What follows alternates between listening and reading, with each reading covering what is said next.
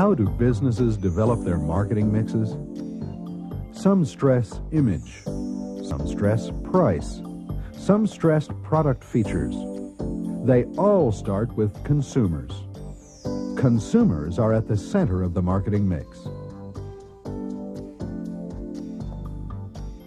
Electric paintbrush designs the screen art for video games.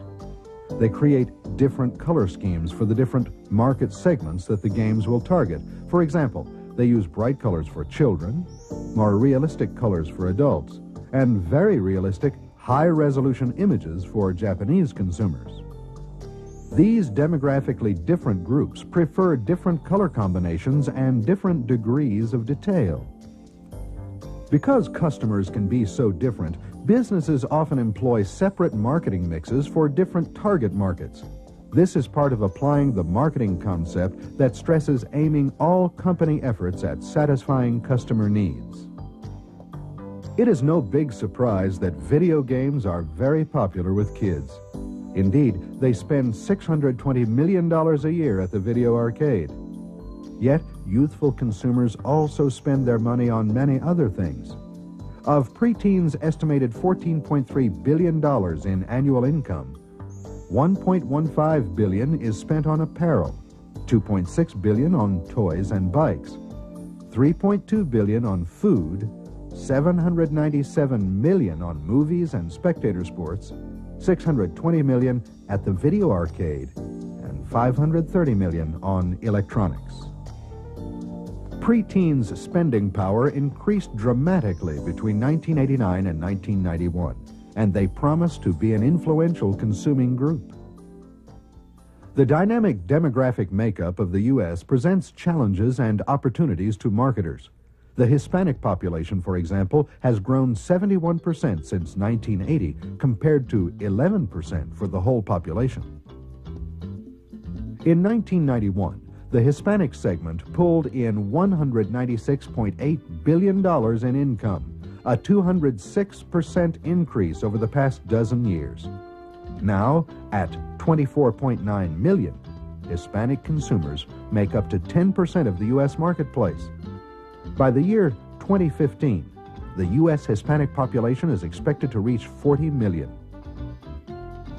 Unlike other minority groups, this group is identified not so much by its race as by its cultural values, language, and heritage. The Hispanic group is distinguished from other subcultures by its use of the Spanish language, its strong Catholic tradition, and its close family ties. Hispanic families tend to be larger and younger than non-Hispanic families. The average Hispanic family has 3.4 members compared to 2.6 members for the average American family. Parents follow traditional personal roles. Because they are younger, a greater proportion of this population is in school. 14% of the U.S. public school students are of Hispanic origin. Some research suggests that Hispanics are more brand loyal than non-Hispanics. This population is geographically concentrated in urban areas in the United States. In fact, it is very possible that the second largest Spanish-speaking city in the world may soon be Los Angeles or Chicago. Some of the largest spenders in Hispanic media are Procter & Gamble, Philip Morris, Anheuser-Busch, Sears Roebuck, Colgate-Palmolive, and McDonald's. Tianjis in California and Fiesta Marts in Texas have taken advantage of this demographic opportunity and designed distinct marketing mixes. Sensaciones, emociones, tradiciones, es para ti Fiesta. ¿Aproximadamente con cuántos diferentes productos de frutas y legumbres cuenta una sucursal de Fiesta? ¿400? No, mucho más. ¿600? Solo hay una manera de saber con seguridad, Andrés. No querrás que los cuente. Un mundo entero en sabores y ofertas. Fiesta es para ti. Y esta semana en nuestro departamento de frutas y legumbres, llévese hasta 4 aguacates sabrosos por solo $1. Imagínese el rico guacamole que se puede preparar. Aproveche estas y muchas otras ofertas en nuestro departamento de frutas y legumbres en su supermercado Fiesta. Es para ti. 665, 666. ¿Y los limones? Ah, sí, y 660. Ay, ¿en qué me quedé?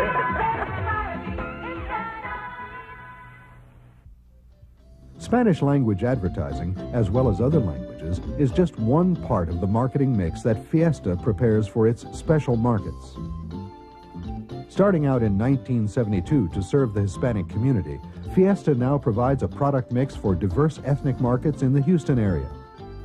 At its 20 locations throughout the area, Fiesta emphasizes service, selection, value, and fun as it caters to a variety of tastes and cultures. We feel that Fiesta has really become the fun place to shop and save. We've advertised over the years that Fiesta in Spanish is party time, and we've tried to make it a real fun place, and we feel like we've accomplished that. That's our whole purpose, is to offer them better products, better service, and higher qualities. We thought we would go in there and give the people what they wanted and when they wanted it, especially the product that they're used to eating from their countries. And it has worked very well for us. Mass quantities of unusual foods make Fiesta something of a tourist attraction. The product mix at each store is chosen expressly to meet the cultural and ethnic needs of the surrounding area. Local entrepreneurs are also encouraged to set up shop in leased spaces toward the front of the store. Fiesta Prize Break Bonus. Houston's basketball team won last night, and so will you today at Fiesta. 4 one-pound packages of parquet margarine for $1, only today and only at Fiesta.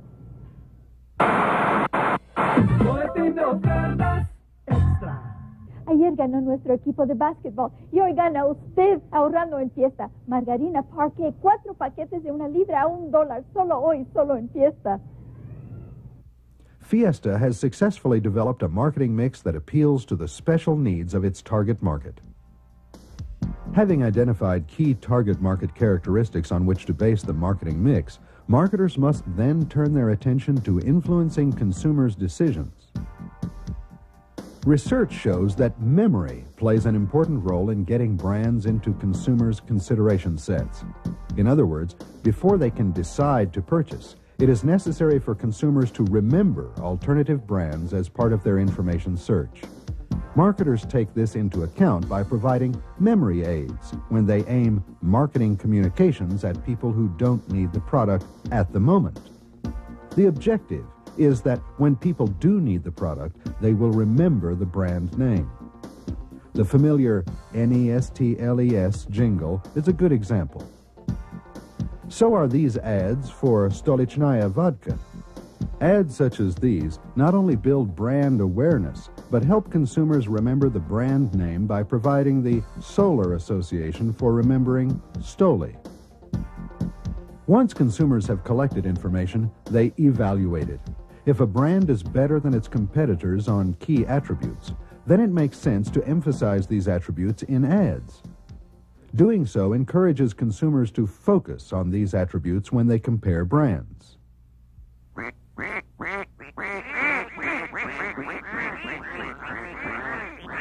The Polaroid one-step flash with a new close-up lens. Now under 30 bills. Polaroid was successful with this campaign, which focused on the price attribute and used humor to help make the price memorable. Conveying information on specific attributes encourages consumers to focus on the stressed attributes, often overlooking other attributes when comparing brands. Also note that some consumers may place different importance on different product attributes.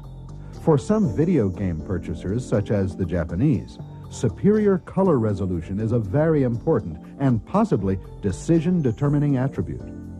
Note how much more realistic this enlarged image appears compared to the one designed for a different market. This superiority would not sway a purchase decision for anyone who does not care how much color resolution the video images have, as long as the game is in the right price range and provides the preferred level of challenge. Many advertisers focus on conveying brand attribute information. Automobiles are good examples. This was our most ambitious project.